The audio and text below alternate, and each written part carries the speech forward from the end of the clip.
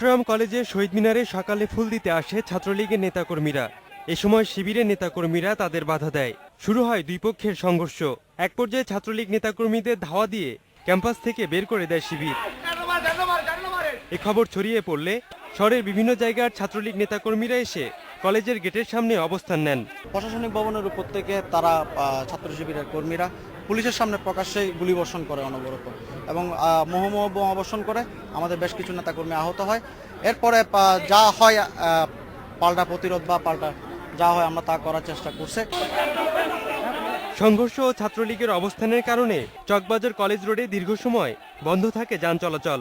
পরিস্থিতি নিয়ন্ত্রণে মোতায়েন করা হয় অতিরিক্ত পুলিশ। বিজয় দিবস উপলক্ষে কিছু ছেলেরা ছাত্রলীগের ছেলেরা যখন এখানে ফুল দিতে আসে এই কলেজের শহীদ মিনার চত্বরে, তখন ফুল দেওয়ার শেষে ভিতর থেকে একটা গুলি অথবা পটকার আওয়াজ পাওয়া যায়।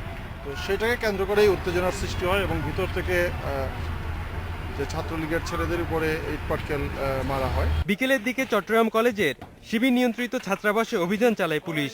এ সময় লাঠিসোঁটা সহ আটক করা হয় সন্দেহভাজন শিবির কর্মীদের।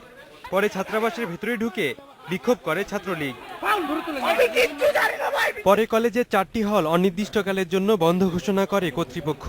ঘটনা তদন্তে গঠন করা হয়েছে 5 সদস্যের তদন্ত কমিটি। ছাত্র হোস্টেলগুলো আজকে রাতের 8টা পরে ভ্যাকেট করতে বলা হয়েছে, আর ছাত্রী হোস্টেল যেটা আছে সেটা আগামীকাল 10টা পরে ভ্যাকেট করতে বলা হয়েছে। আর তদন্ত কমিটি গঠন একটা সিদ্ধান্ত হয়েছে, তবে তদন্ত কমিটি আমি আমার সেক্রেটারি আছে, আমরা বসে একটা তদন্ত কমিটি করব। Independent news.